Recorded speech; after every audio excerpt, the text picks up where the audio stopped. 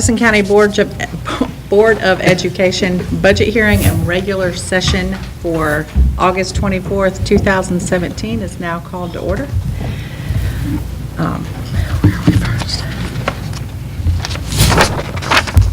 There you go. Mr. Massey, if you'd lead in our invocation, we can get started.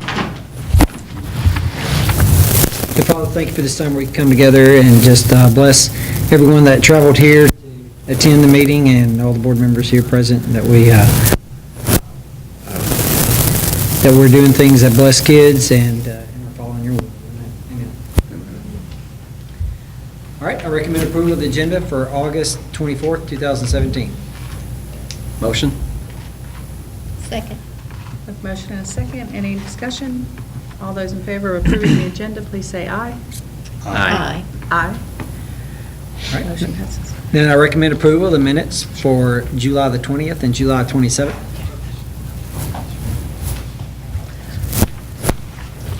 Motion?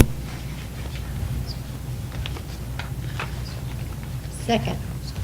We have a motion and a second. Is there any discussion regarding the minutes for the previous dates mentioned? I saw them earlier. All those in favor, please say aye. Aye. Aye. Aye. Ms. Rucker, did you get a vote in? Can you put that on? All right, a couple updates. I'll be recommending a resolution, or the board will be recognizing that here a little bit later. This resolution is for our property tax renewals that fund our school system, and it's based on property taxes around the county. There's actually three different taxes. One is the district tax, which is our school system, and that's our board acts on that. But for the countywide property taxes, that requires a petition signed by registered voters. And there's two different taxes. One of them requires you to be a registered voter and a property owner and reside within Madison County, and the other one doesn't require you to be a property owner, but you have to reside within the county. So invite everybody here to sign those petitions. Alita has those on person, or they're in the back there. So you welcome the Crimson Crier from Sparkman High School. They came here today. So if any of you are 18 and a registered voter, you can do that. If you turn 18 this year, you can go ahead and actually register now, and then you'll be, by the time that when you're 18, you'll automatically be on the ballot, ready to go. So But you have to be a registered voter for both.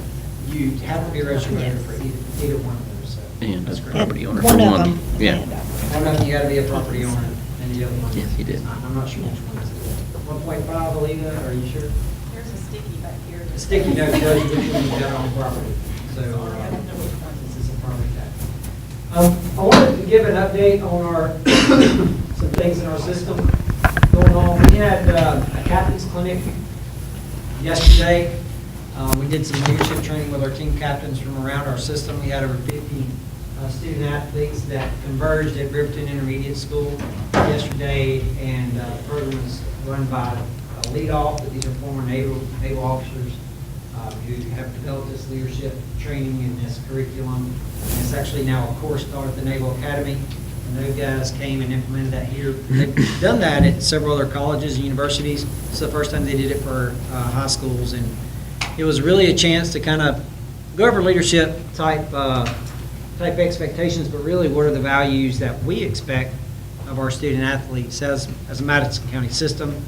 It's the first time, as you know, many of these are rivalries there, but they got to kind of work together and do some team building activities. And Angie, I think Shelby went too. What you think? She did, and I don't know how many of y'all have teenagers. I know how many of y'all are teenagers, but they don't always talk to us that much once they turn a certain age. But Shelby probably talked for a good half an hour about how much she enjoyed it. And you said from other schools, one of the things she enjoyed the most was that she did meet people from other schools and other districts and enjoyed learning how to participate in a team with people she had never met before and quickly have to kind of create that bond of trust to be able to work together. So it was a very good opportunity. I hope that in the future more of our students are allowed to participate in something like that. Yeah, that kind of, my superintendent council, which is kind of council of about a dozen students from around the system, which we'll be sending that out soon for this year's. But the idea kind of came from them. They wanted more kind of activities where they could interact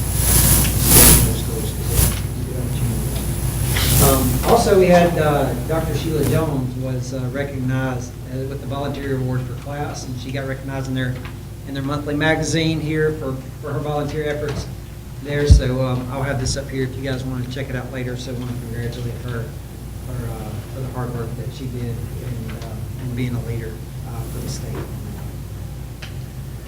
All right. I should have removed one item from the agenda.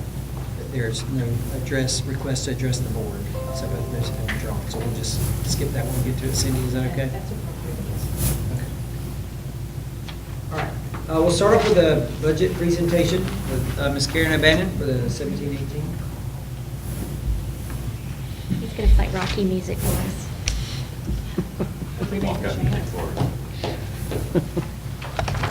It's kind of like a death march. Oh, sorry, Mark. PowerPoint's up for all to see, and many of you have it in front of you.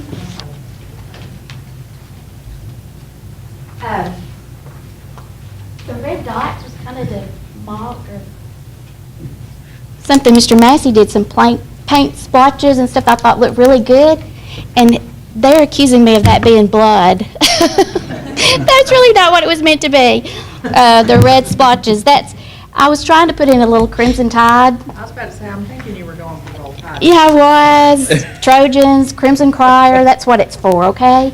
But it was not meant to be blood splotches on here, okay? Hopefully we're not there yet. But I'm glad you could come tonight. Can everybody hear me? And take a look with us as far as where we are as we're ending one fiscal year and beginning another one. I've had so much support in this room, pulling this budget together, and these are incredible people that have really worked with Gina and me. Gina's my right arm. Raise your hand, Gina, for everybody to see. She's really enthusiastic about this. We're tired. But helping us plan for the 2018 fiscal year. So our story hasn't changed that much from last year, for the year before, or even the year before for that matter. But we do want to go over the numbers, and I'll go through the slides rather quickly. Some of these you saw last year is when we're talking about property taxes, those of you that were here. But first of all, I think I need to use this. Okay. We first want to remind ourselves of the school system's mission and pillars for success that Mr. Massey introduced along with our framework for excellence. Because everything we do, and most importantly our fiscal responsibilities, are driven by the mission statement. So at the bottom you will see the budget process is to help decision makers make informed choices about the services and needs of a particular department, activity, or even a local school function. And it includes planning resources and prioritizing needs among the school district, and we are accustomed to that, and that's why I'm presenting tonight. We are familiar with the different funding sources and the fund types, and so we're going to take a look at the resources in each of these particular areas, and we'll provide the staffing. If you'll move down to where that says staff, I will provide in our budget booklets next time at the next budget hearing that shows our staffing by each department and local school. Last year, our total number of employees was 2,310. We're down just a little bit with 1,344 certified employees and 958 support. And again, I'll give you a greater detail of that next time. Let's look over our budget goals real quickly. We want to continue to operate our schools and district at an efficient level, ensure programs and services are effective and can be measured, provide accountability, where this is very important for the public, no matter the resources, whether they're state, local, or federal, and support high-quality public schools to maximize student achievement. Again, that's why we're all here. The budget process, I'm not picking on you, Mr. Massey, but it started in December this year. Since he's been on board, it gets earlier and earlier, right, folks in the room? He wants to meet in December before Christmas break. We're going to talk about the 2018 staffing, and so we did. This year, I bet he'll want to meet before Thanksgiving. So we're going to talk about 2019 budget very soon. But actually, it's a good thing because as soon as we get past the 8 a.m., where we have our count 20 days after, what is it? Students' first day, thank We're on you. it right now. Then that's coming up soon. We can pretty much start planning for next year. And so that's what we do. And it does give our local school folks more time to plan. But you can see, we started in December, and even though now we're down to August, September, Mr. Cubic can tell you, we're still announcing and filling position. So it has been a long, long process. We're going to talk about general operations first, our state and local funds, which is in your general fund type. Again, some of these slides you saw last year, I left a few of them in, but our major sources of revenue, 68% comes from the state and through the Education Trust Fund. So here, and it's made up primarily of state income tax, state sales and use tax, and state utility tax. Obviously, for many years, we've needed a more stable revenue source at the state for education and for general fund as far as that goes, because something that doesn't fluctuate as much with the economy. But the state is like our school district. They're operating on revenue stream and revenue from years ago that they need a new revenue stream as well. But with that being said, the ETF allocation that's distributed monthly, it comes to us in 12 equal monthly payments for us to operate each year. And it's primarily for salaries and benefits. This is our local education foundation program distribution, and you can see the differences from 2017 to 2018. We're down slightly with student enrollment that you'll see at the top. This does not include pre-K students, remember that. From the fall of 2015, our count, to the fall of 2016, we were down 143 students. And so the impact is approximately 5 teachers, as you will see. And we actually gained some teachers in different pockets, but this is the net effect of the gains and the losses that we received across the school district. If you look at you that have it, it's not in the PowerPoint, and I apologize, but I'll have this next time for everybody. As far as locally funded teachers, those over and above what the state gives us based on our enrollment, last year we had 30.5. This year we've kept it, so you know we're good stewards of our money. It's right at 31. And that's not so we can have more programs and enhanced programs and we'd love to have more locally funded units. We just don't have the local funds to support it. So the 31 includes 5 teachers at PACE at our alternative school. We have, and you may have this in front of you, the board members do, I know, 4 teachers that serve as English language learners and help those students. And then this is new this year, we've added 2 for virtual school. Our program went from 35 students last year, talked to Mr. Saw yesterday. We've doubled that, we're up to 70 students, and we have 2 teachers.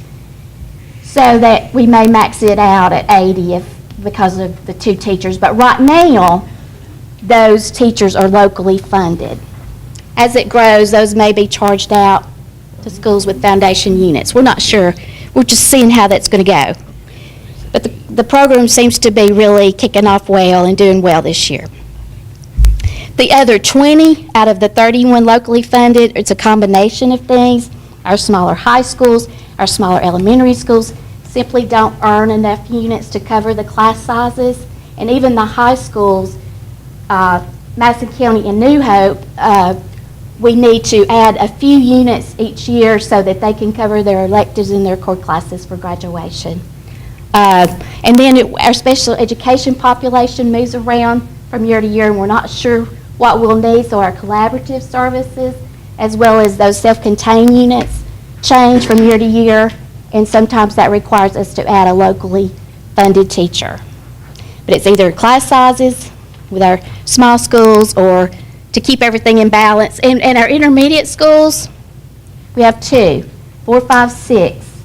We have Riverton Intermediate and Moore's Mill, and the divisors, as they come from the state, are just not adequate for those grades to meet all the class size, for the teacher-pupil ratio. So we have a few at those two schools.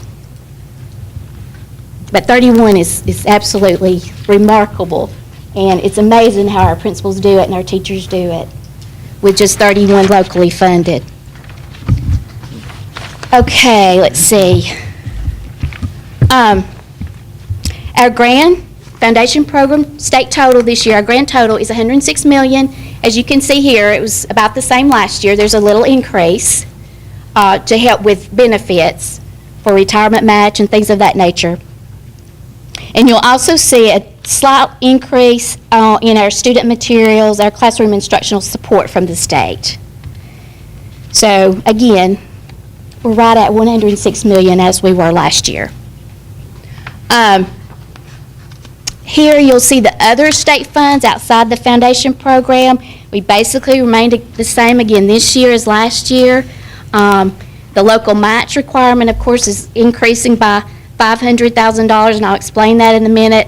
We'll look at some further comparisons, but as you can see, the nurse allocation, fleet renewal, everything is basically where it was last year. And we'll talk about the 10 mil match. I do this every year, the foundation program numbers so that you can see where we were in 2008 before the economy bottomed out and the recession, and where we are today, what our allocation is from the state. And again, this covers salaries and benefits primarily, or it does for us. So we had a pretty significant increase in 2017 when the state gave everyone a 4% raise, and that's what that increase is. And then a slight increase this year. But you can see the per pupil revenue remains where we were basically 10 years ago. So that's our state funding. And that's statewide. OCE, there's some good news this year. This is the funds that we apply toward our support personnel for their salaries.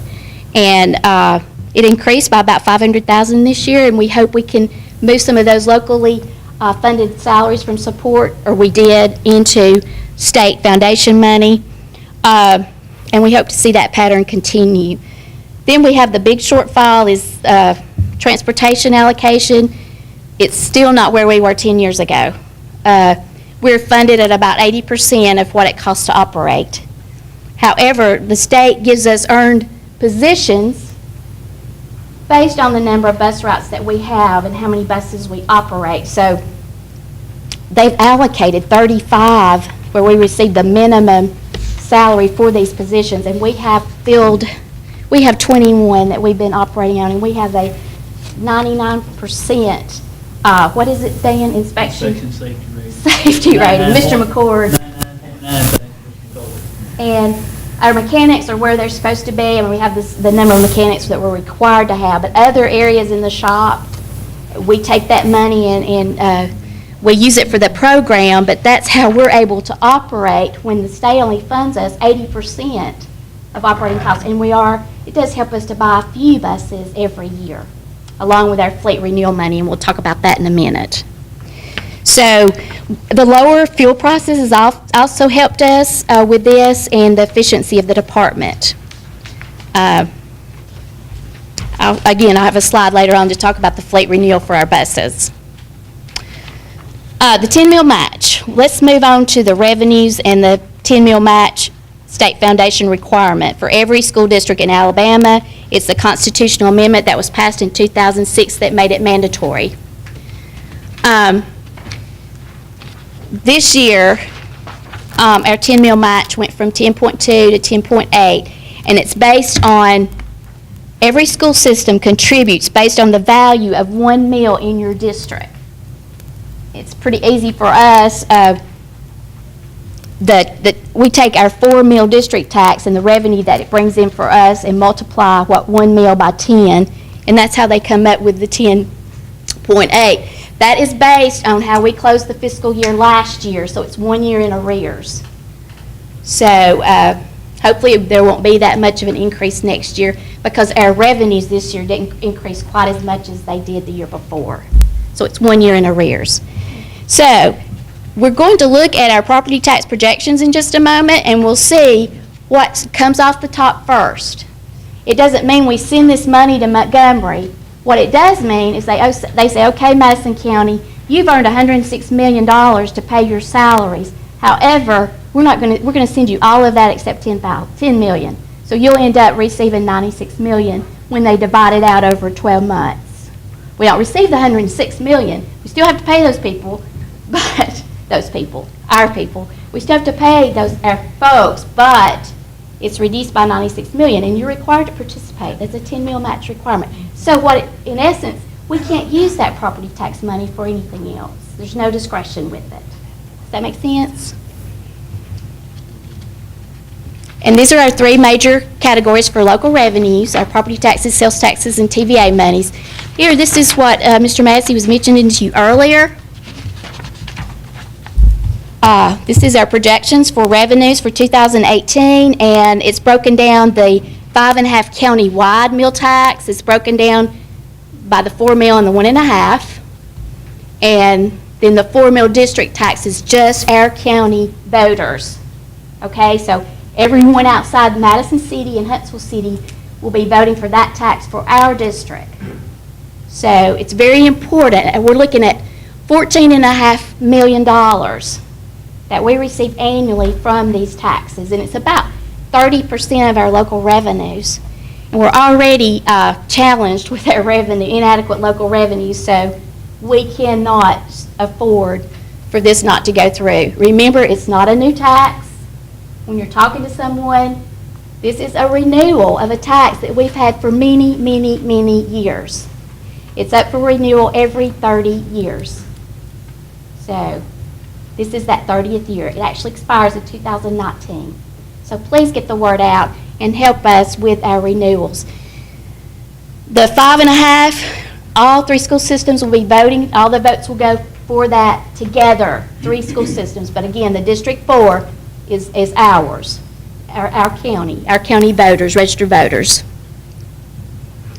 The petition that Mr. Massey mentioned is for this $9.8 million, and then we'll have a resolution for the county commission for the 4.5 later tonight. For the 4 mil. The 6.5 mil is indefinite because it's tied into debt payments over the years and how it was written, so it'd have to be voted on to actually expire or terminate. Then you can see the county-wide sales tax and the District 1, Madison City and Madison County Schools District 1 sales tax are also shown here, as well as our TVA monies. It's around $4 million a year. I'll talk about how we came up with those numbers in just a moment. Many of you have seen this chart of millage rates many times, and I know Ms. Stowe can see it in her sleep. But when we're comparing our 16 mills to Huntsville City's 27.5 mills, Madison City's 27 mills, the reason being, over and above their county-wide mills and district tax mills, the city has added a millage rate to go toward their schools. And we in the county, the rural district, we don't have that support, so we don't have the extra millage rate. So again, we're going to look at some calculations in a minute, but I make this example every year. It's very simple. A $100,000 home would generate $160, our 16 mills, for our schools. That same $100,000 home in Madison City would generate $270, and then it would generate $275 in Huntsville. So that's the difference with the millage rate. So you can see how this renewal is so important, and it's crucial that we get the word out to renew the taxes that we have for our 16 mills. Again, I'm not going to go over this. 1 mil is equal to 10 cents. I'm going to show you how to calculate that, but let's skip over that. Another point I'd like to make in the county, there's 4 classes of property. I didn't show motor vehicles, but you actually pay property taxes on your motor vehicles, or ad valorem taxes is what they're called. And I didn't list that, but the assessed values, of course, or higher for commercial property. Well, we don't have that much commercial property in the county. Your commercial property's in your cities. And Ms. Rucker has an abstract that she shared with me, and we knew this, but is it 70% of the city, 75% of the city's property is commercial property? And guess what? It's also assessed at 20% rather than 10. So 20% would bring you more on your fair market value times the assessed rate. If it's rooftops and houses and residences, it's 10%. If it's commercial, it's 20%. So they have much more commercial property. And that's great and wonderful, but I'm just saying we're already behind with our property taxes because it's really hard to catch up and equalize when most of your property is rooftops and residents. So again, that's the calculation. You take your fair market value of your house times the 20%, 10%, and then times the millage rate, which is our 16 mills, which is .016, and to come up with the tax. Countywide taxes are allocated when we're talking about the half-cent sales tax as well as the 5.5 millage rates. They're allocated and distributed to each school district based on our student enrollment, on our ADM, average daily membership.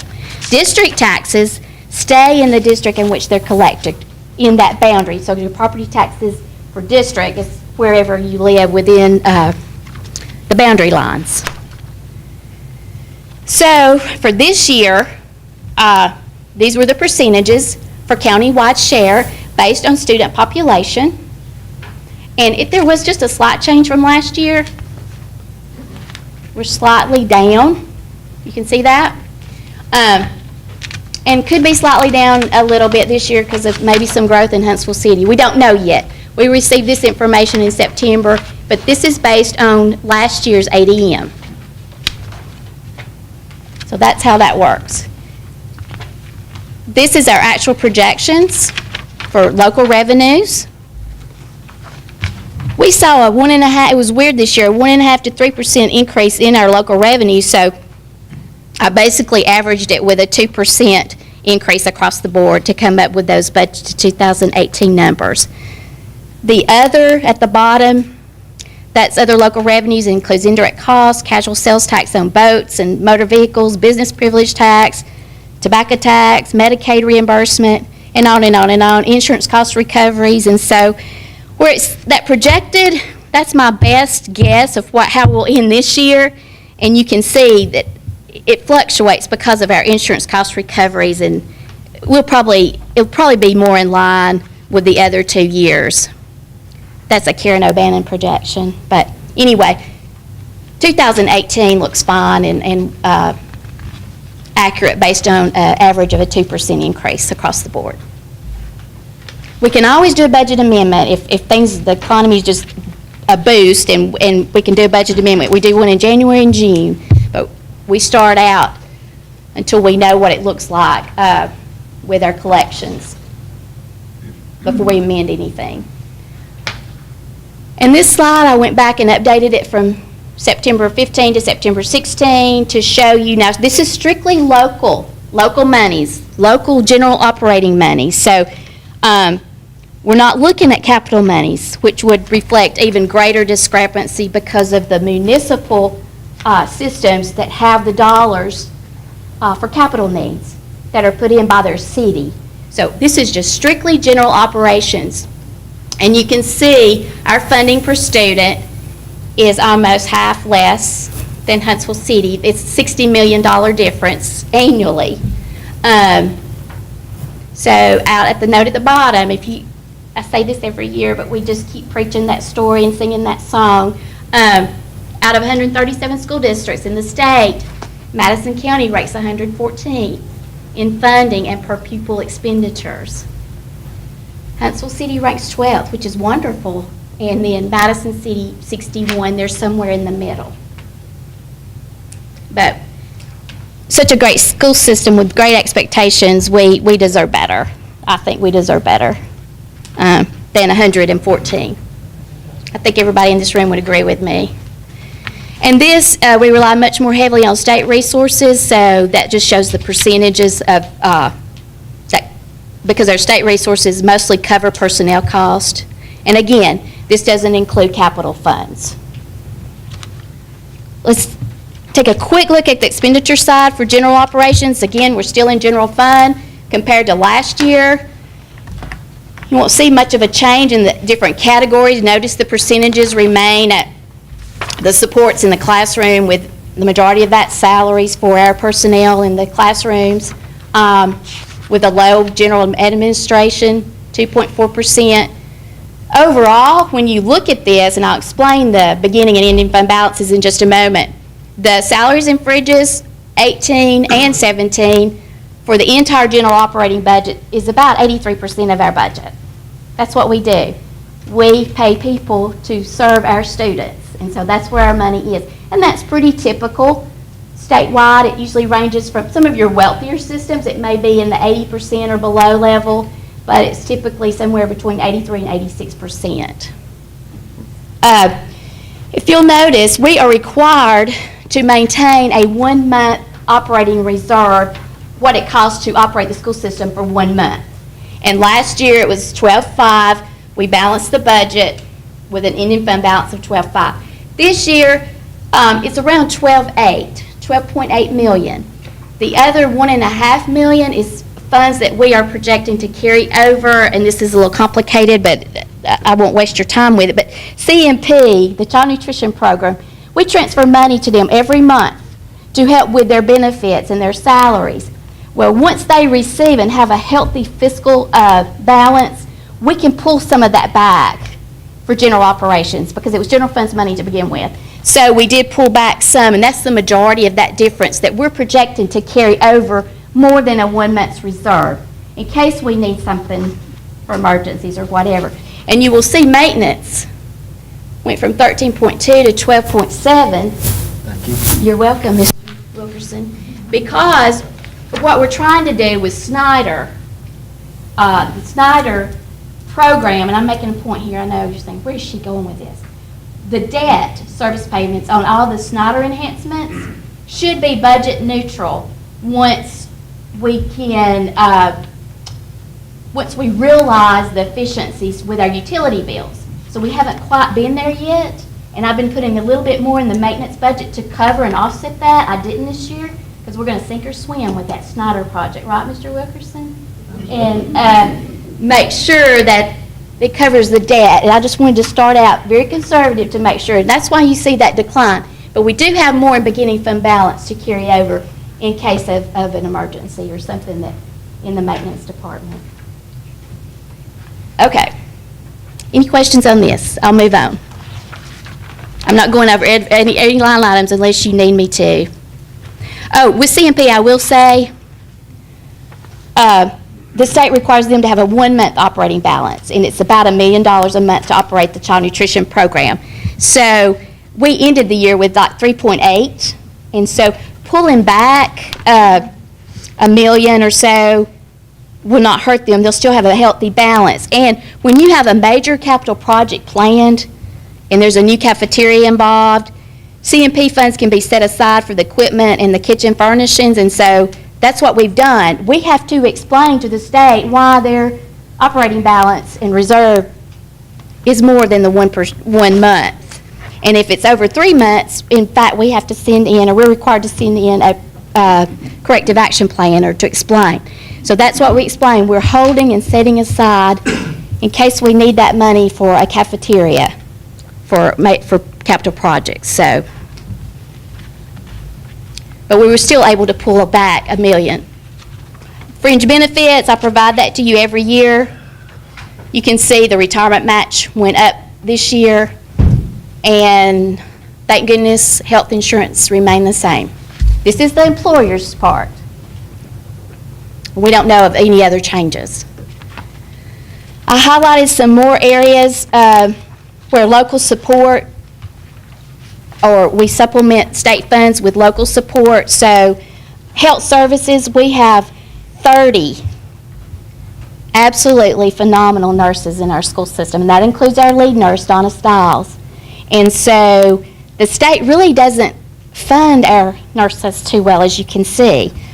We have 9 that we're able to pull in with our state allocation, and the remaining comes from local funds. And again, that does include our lead nurse.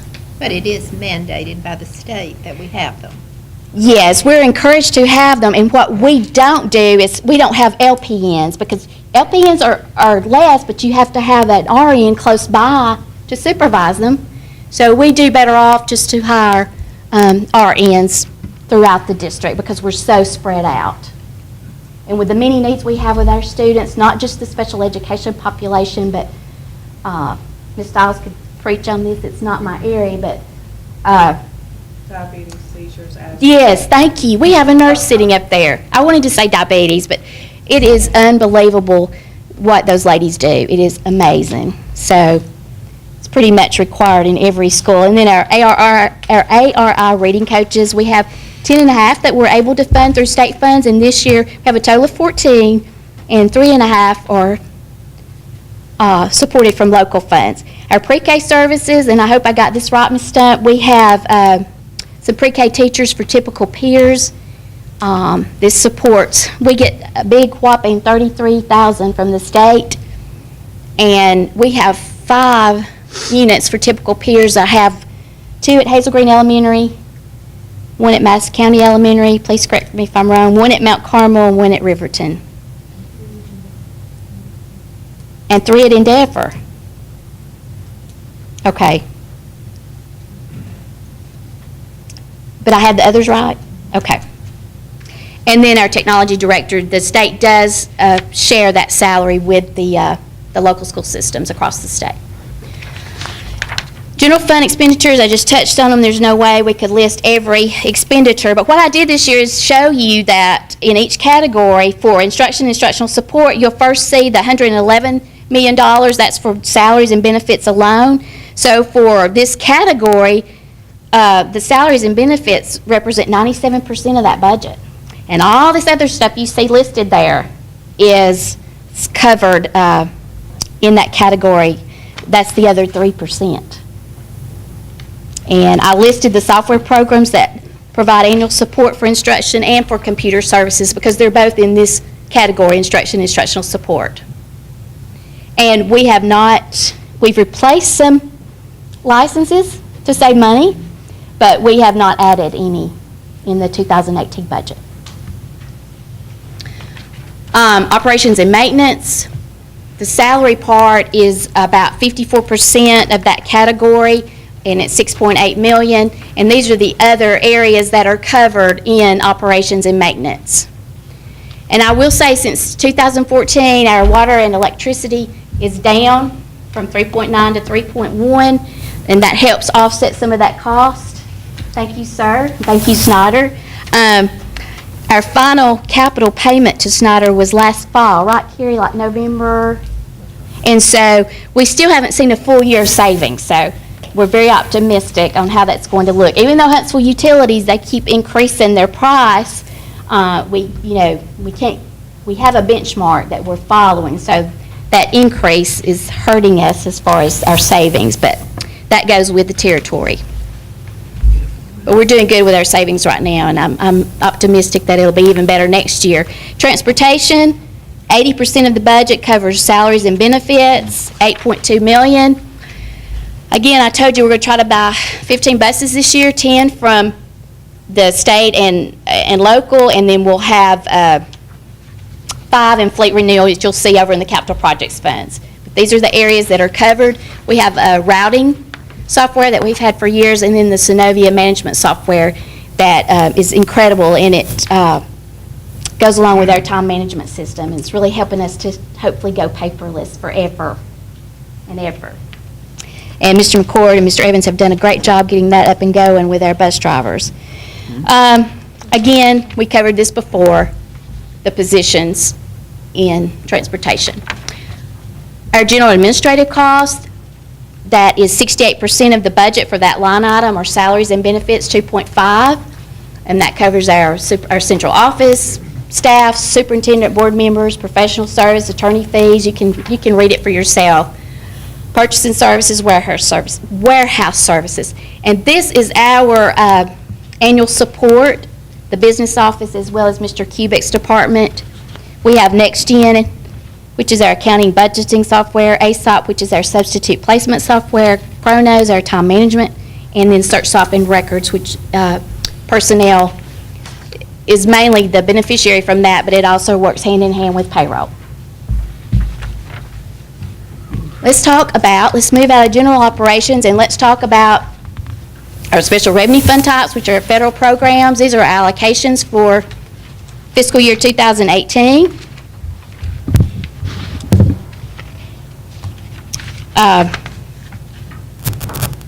We saw a nice increase with Title I, as you'll see, from 16 to 17. So it's down a little bit, but it's still way ahead of where we were in 2016. We were pleased to see that.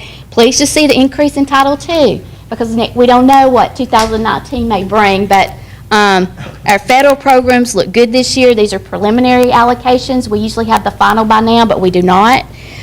Typically, there's just minor adjustments when they come. We're not sure yet on homeless. Ms. Stovall has applied for $35,000. We don't know that allocation yet, and I haven't seen Mr. Solly the Title III allocation. But you can see we're holding our own with our federal programs. OSR is also showing on here. That is reported in general fund. However, it includes federal and state funds. And we'll have an accurate breakdown of that for you the next time as to how those funds will be spent, and I'll show you those grants in just a moment. But those are partially funded by federal funds and partially state funds, and we're going to verify that this year and tie it down to the penny. These are our Title I schools. We now have 11. We added 2 this year. We added New Hope High School. You can see at the bottom and how they qualify, and we added Morris Mill Intermediate. So they'll have more resources for their students, and we're really excited about that. So these are our Title I allocations to the schools, 11 schools. Our OSR grants, we have our Title I schools and our non-title schools and the different grants that cover those pre-K classes. And that ties back to the sheet before. Child nutrition program, again, the budget last year, we ended with a 3.8. This was our budget, so it was pretty close. We pulled back about $1 million. We're trying to stay around $3 million, and this is what is projected for fiscal year 18. And we'll just see how it goes in our final budget amendment. We may be able to pull some of that back also into general fund. These are the equipment purchases that are in the CMP budget. It varies from year to year what their immediate needs are. These are the immediate needs this year. We have Terry Campbell, who works with Carrie and Ms. Couchwick to make sure when something's breaking, not working, that we can get those replaced. So this is very low as far as when you have as many schools as we have, but they're really working hard to keep everything up and running and replacing it as we need to. So this is our equipment items just for this year's budget. I wanted to give you just a little, just to show you how it looks, our meals per labor hour and participation in the child nutrition program. It's not where we want to be. It's down slightly from last year. If you look at the bottom, the state encourages, the standard is 16 meals per labor hours. We're low there, but we're still continuing to work creatively to, within the law, to provide nutritious meals that are good, that our students will enjoy. So that's where we are with that. But we're still holding our own and doing very well. Participation is about the same as it was last year.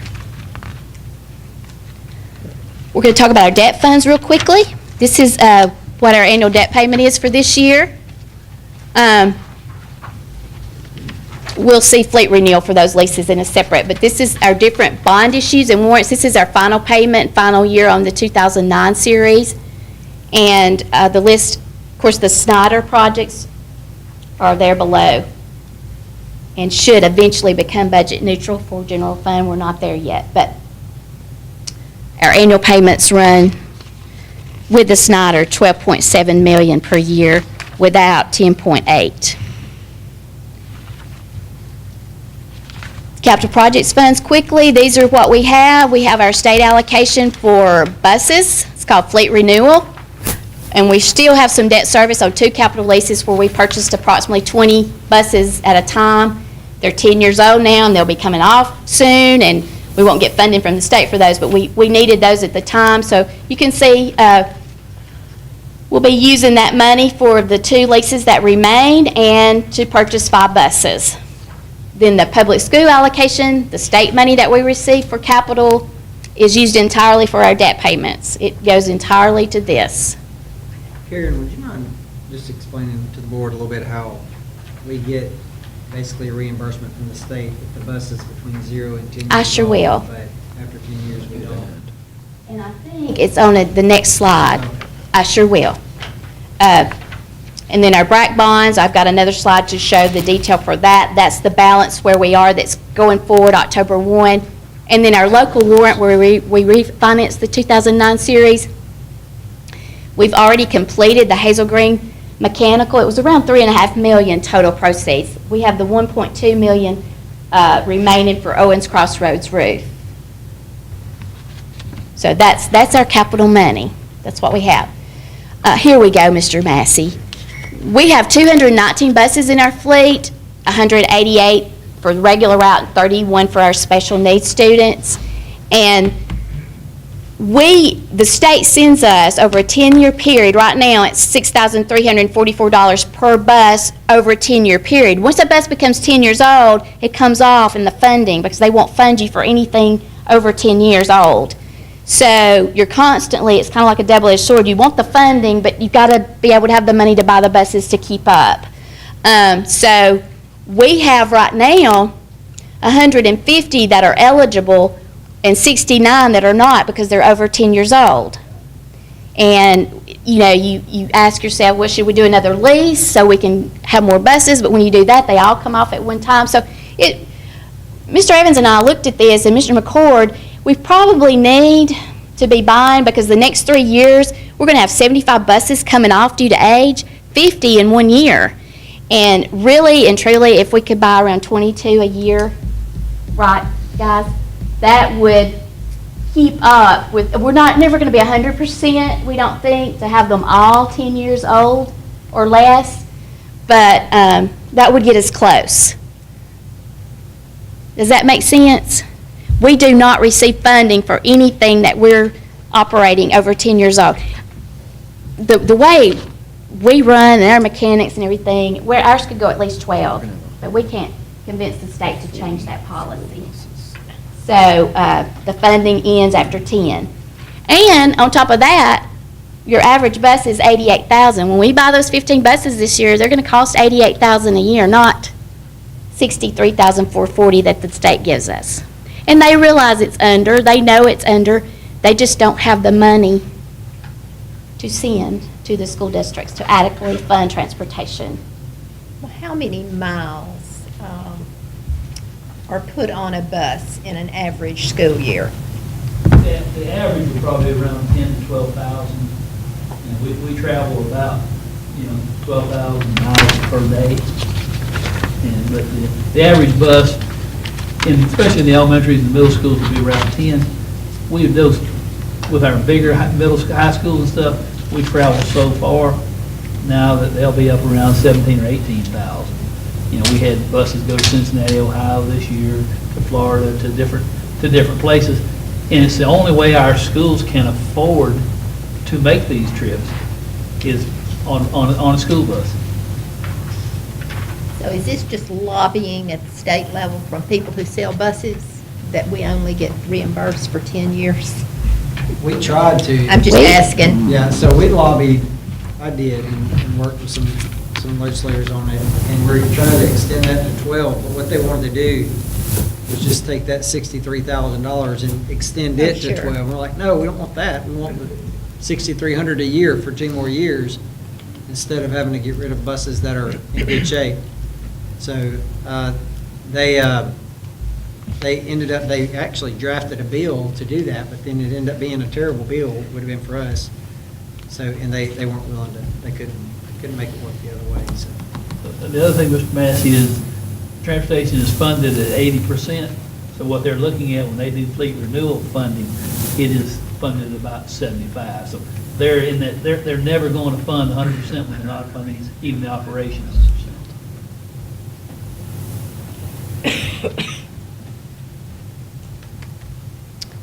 That's why we try to squeeze in at least 15 buses this year and next year. And we really need to look at more when that money comes in to do so. Our bright bonds, this is our other capital pot other than the Owens Crossroads roof that we have that's funded. In June 2013, the state issued the bright bonds, 55.7 is what we qualified for, and we submitted and completed our Madison County Elementary expansion and renovation, leaving the balance that was submitted for the Monrovia Sparkman Area High School, $46 million. Expenditures to date on the high school project, the land purchase, architect and engineering, and I'm thinking we're around, 80% with that? For the design, and then other property services, environmental soil test surveys. Carrie could explain that better, but we're down, our budget right now is $42,125,290. And we heard from the contract manager that that's left for construction, and he included startup cost in that. And that also would include any programs that we're required to have at that school. It would not, of course, the athletics and extracurricular would have to be addressed separately. Then our last category is our good old local school activity funds. The fiduciary fund type is our non-public, and you'll see that middle column is non-public. That's our booster club organizations. This does not include PTAs and PTOs because they're kept externally off the books for the most part. So we have lots of support. It's around $2 million a year and that's probably low from our booster clubs that help and support our schools every year. The other is public monies that comes through here on our in their books too. So we've gone through all the financial resources, and again, if you have any questions or anything I didn't cover, you can email me, or there's comment sheets, and we'll bring you booklets and talk about any changes from this date until September 7th. Just remember, property tax renewal. It's not new. It is not a new tax. It's an old tax that we desperately need. Thank you. Thank you, Karen. Thank you.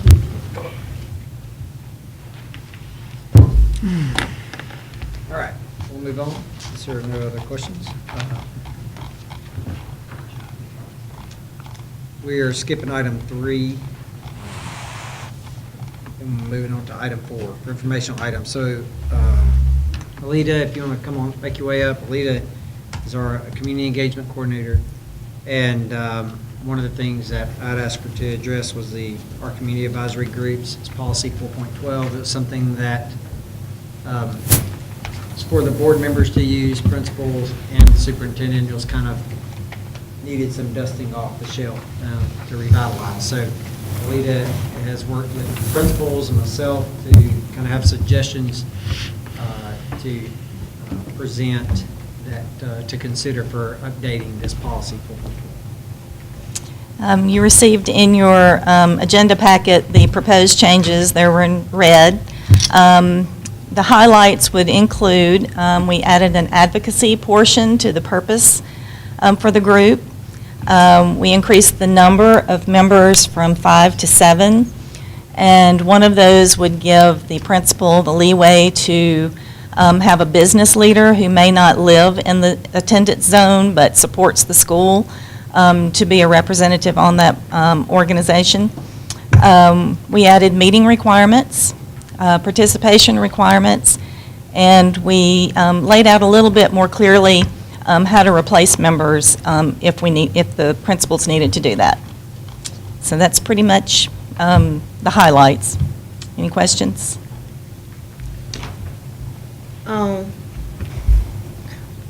Having lived and been a school trustee when that was, I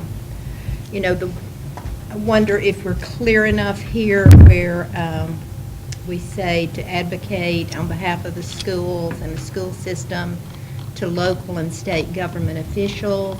That would need to be with some guidance that does not,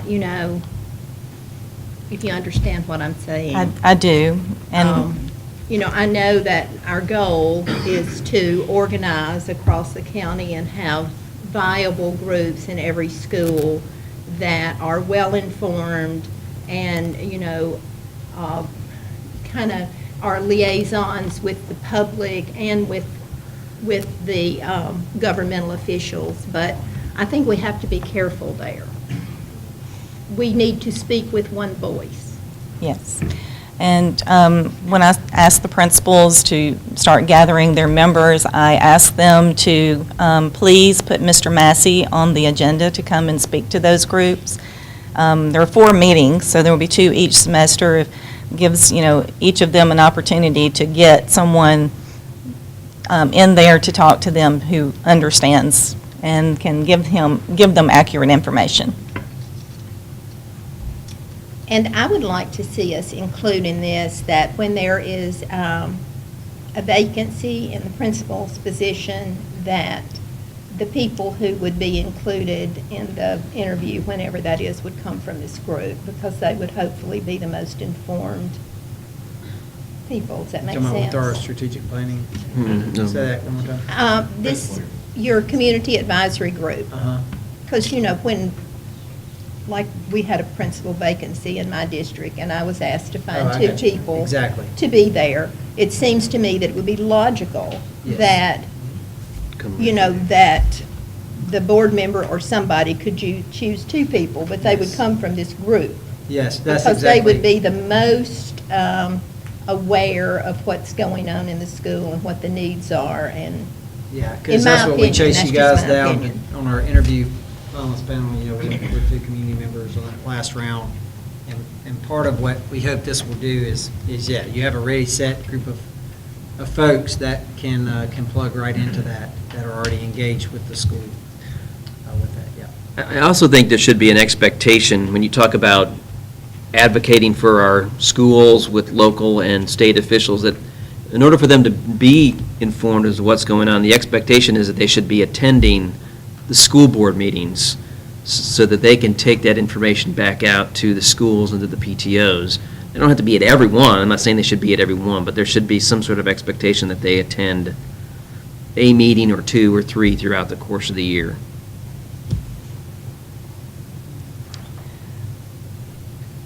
Just a suggestion. Just a suggestion. For some punishment. Who's going to sign up for that? Yeah. I didn't say they had to come to this meeting, but I think that there should be an expectation that they should at least be told, Be hey, aware. if you're going to sit on this committee and be a part of this committee, the expectation would be that you would attend school board meetings as available. I can certainly add that if you guys will approve that. Yeah, this is your policy, so. I think it would be, like I said, that under 4.12.1, I just think we need to have some guidance in there that is too broad, in my opinion, because that sounds like anybody can be out advocating for anything. Well, I was thinking on that, so you think the advocating is a little too broad?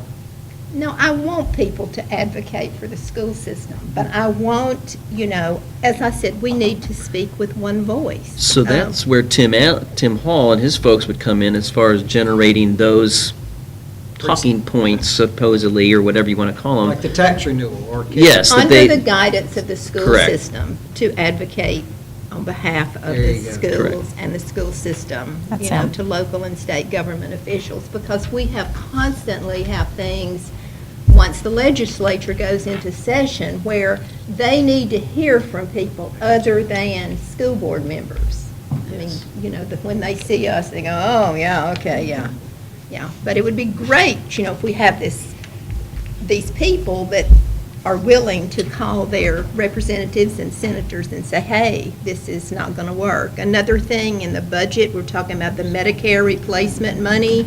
There's a very good possibility that could go away. That would be a tremendous impact to school systems in Alabama. So, more than us need to be ringing up That's right. Shelby and whoever, and saying, this is not going to work in Alabama. You need to know what this is going to do to the school children in Alabama.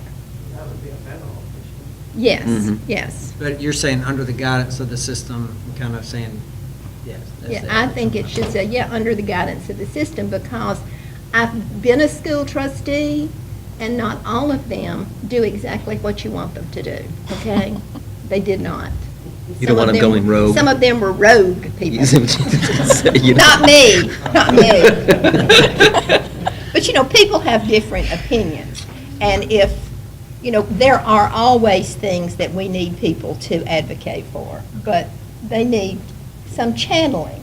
Does that make sense? Mhm. So to advocate as a group, not individually. With the, With a one voice? What about to advocate under the guidance of the school system and on behalf of the school system to local, state, and maybe even and federal, or to elected officials?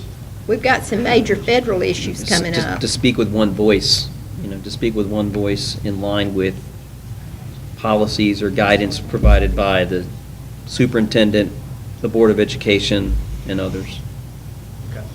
All right, we'll work on that wording there to put those values in there. And again, this is going to go out to our, And Policy I review. would like to add that Policy. about when there's a principal vacancy, that the two people that would be chosen to be on the interview thing Should come from. should come from this group. so put that as an expectation in here.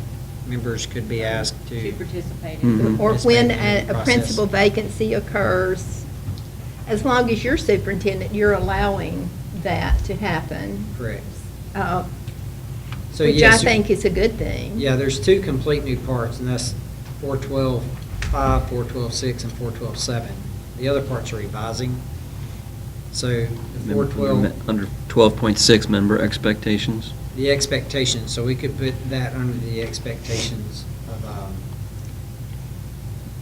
that could be asked to participate in principal interview process. Do we have anything in here about, I know there's expectations, but about how you can be removed if you say, do something that harms them? I'm just saying, people do Tired some about Mary crazy Louise. stuff.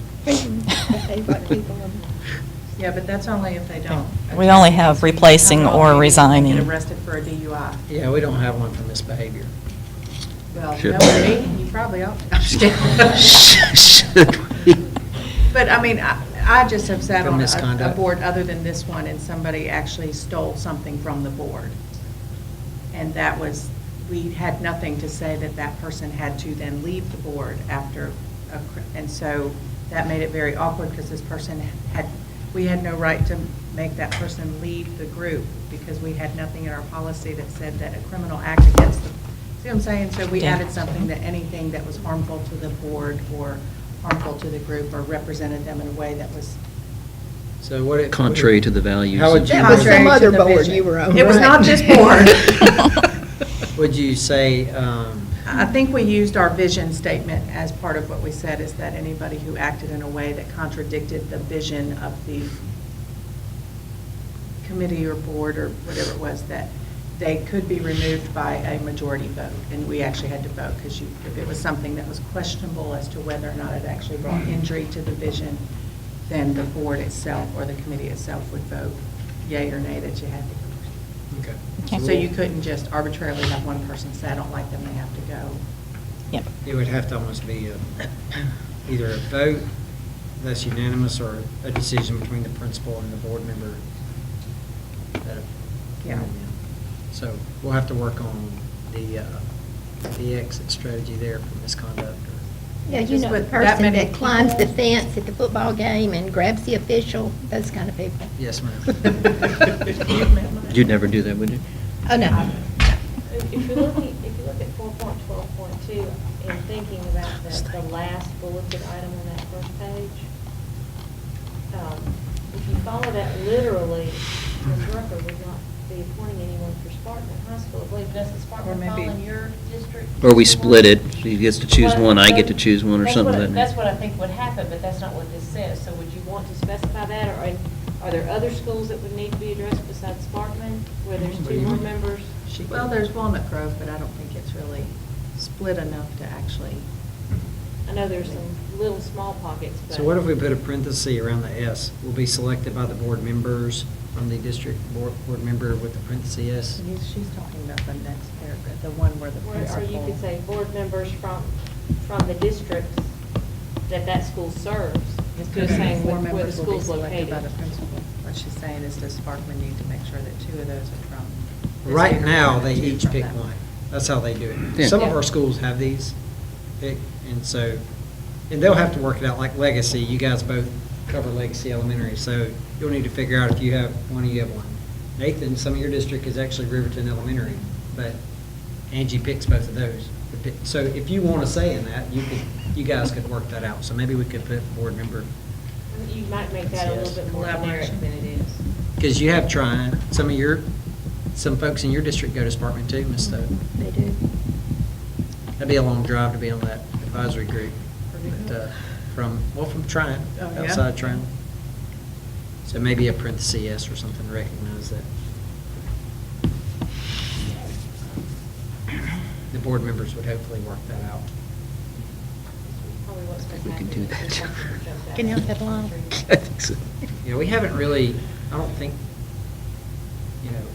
we haven't necessarily been on top of these for all of our schools, so. we're hoping.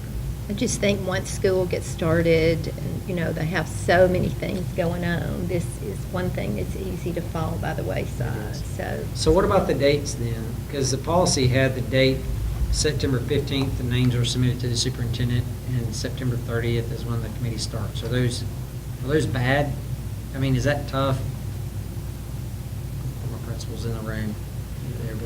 But is that, you mentioned the start of school. Is that enough time to kind of get school started and going, or are we okay Well, I with those think dates, so, or do you want? yeah, I think that's fine. Yeah.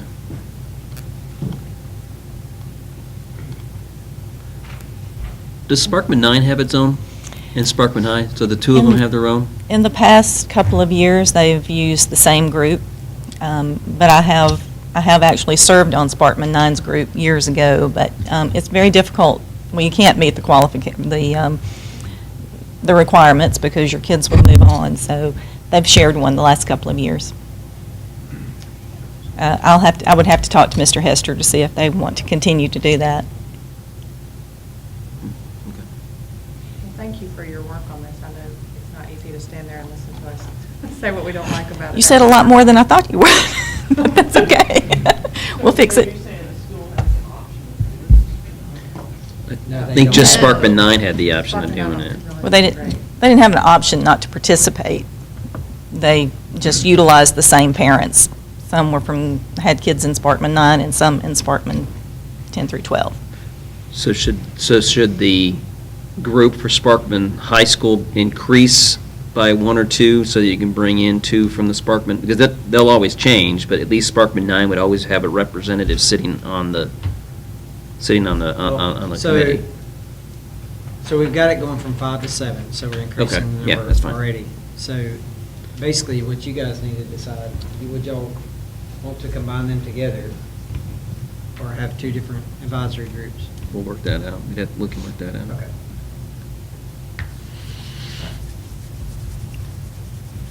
All right, thank you, Lena. We're moving on to administrative items.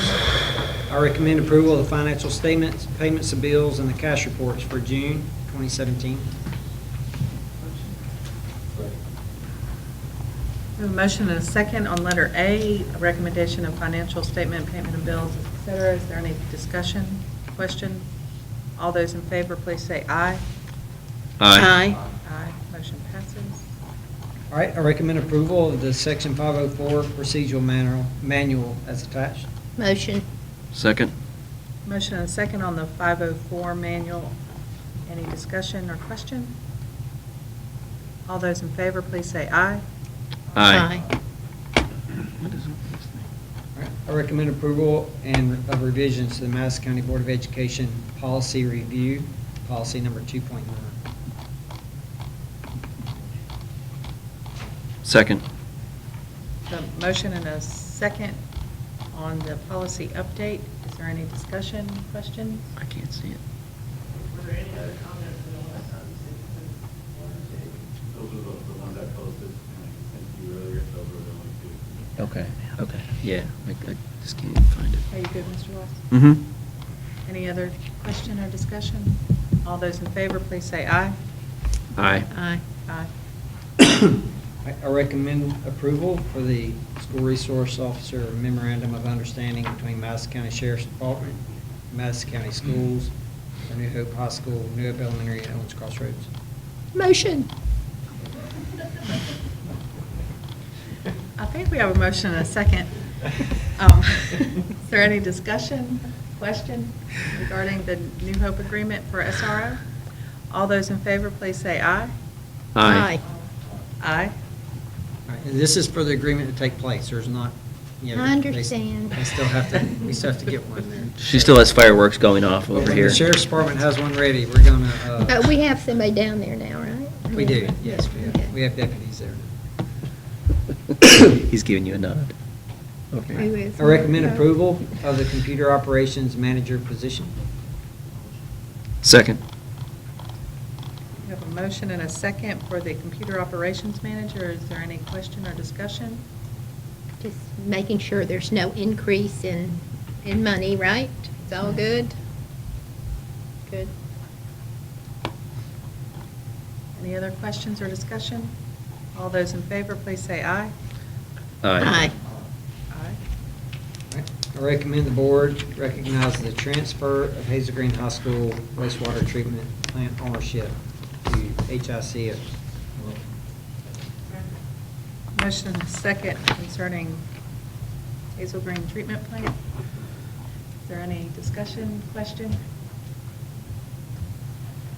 All those in favor, please say aye. Aye. I recommend approval of the following bids as attached. Motion. Second. A motion and a second regarding bids. Is there any question, discussion? Is it unusual just to have one person respond for your, it's kind of sad.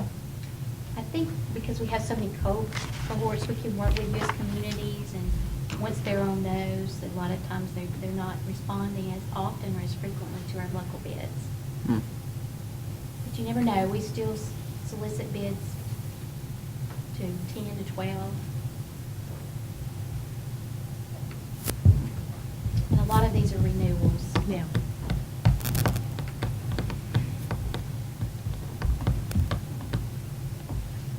Is there any other question or discussion regarding bids? All those in favor, please say aye. Aye. Aye. All right. I recommend rejection of the following bids as attached. Motion. Second. A motion and a second. Is there any discussion? We have two because they didn't meet specs, and we're going to redo those bids, change the specifications for clarification for both of those.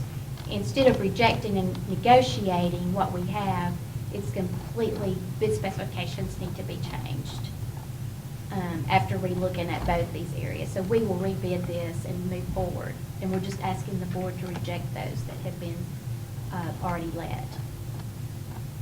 We're starting over. Nobody did anything with it. Nobody did. They did, however, they didn't meet specs. Hmm. So we're gonna reset the specs. We're going to work out some differences and take more time on our end to be more clear, I guess, on it. We can reject any and all, but this basically was due to bid specifications. If you only receive one bid, you can reject and negotiate. But we received more than one on these, so we want to start over with these, with another local bid. And all of them, none of them met the Staff reject. specifications? The two. Two, no, That's neither correct. neither one of the That's two? correct. Oh, that's interesting. It's unusual. Did you read? Instead of negotiating with two different companies, just start over. Yeah. Any further discussion or question on the rejection of bids? Yeah, I didn't understand. Yeah. All those in favor, please say aye. Aye. Aye. Recommend approval for the following contracts for services as attached. Oh, my God. this is- Motion. Second. There's a lot. That's Karen O'Bannon, thank you, my fault. We had so many Indian education contracts this time.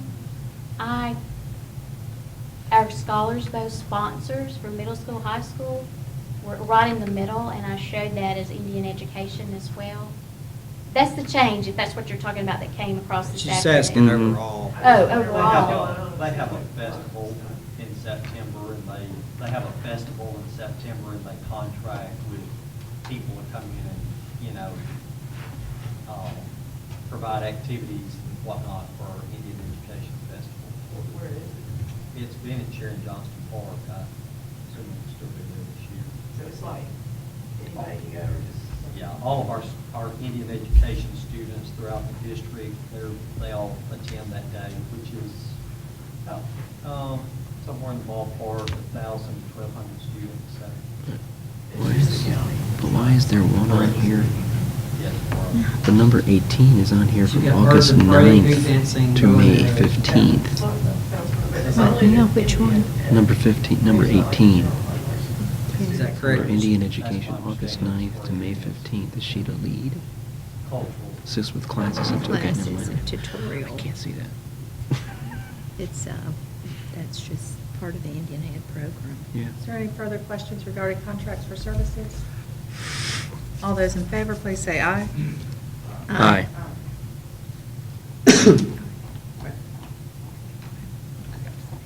I recommend approval of the following personnel items in the addendum as submitted.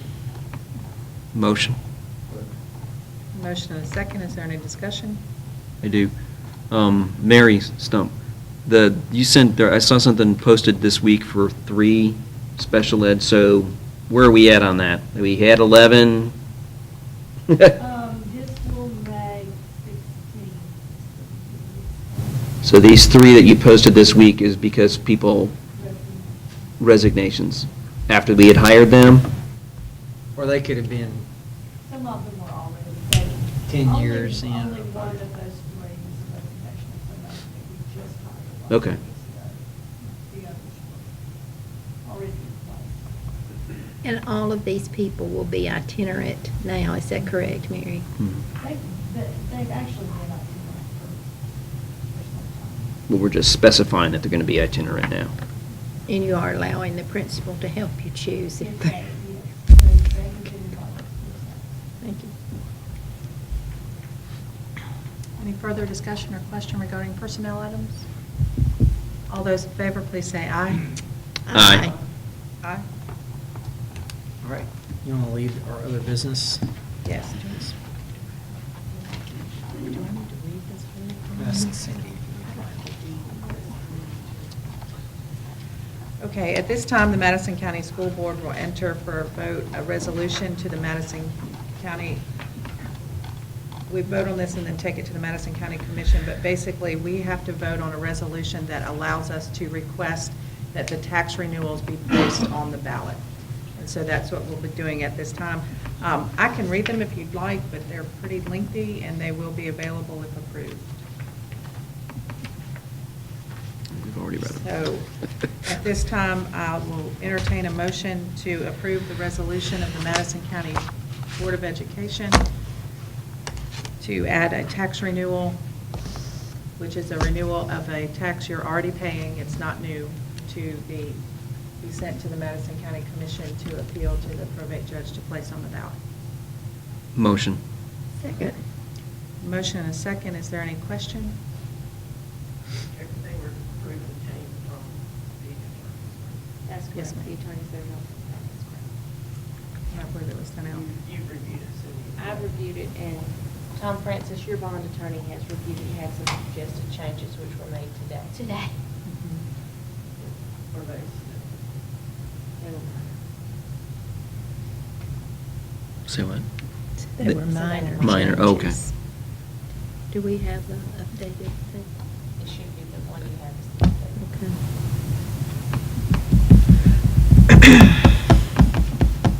Is there any further question or discussion? Is everyone prepared? All those in favor, please say aye. Aye. Aye. And then For student transfer, do y'all that want we to go to will executive discuss session? with executive. At this time, we will move into executive session. I believe upon return, do we have anything? We'll have two things. We'll vote on the student transfers, vote on adjournment, vote on one other action. Y'all are welcome to stay for that. However, it may be later this evening as we have several things to discuss in executive session to include some discussion about students that we cannot This was the discuss school publicly name, as Jen. well as pending litigation. Because I couldn't find anything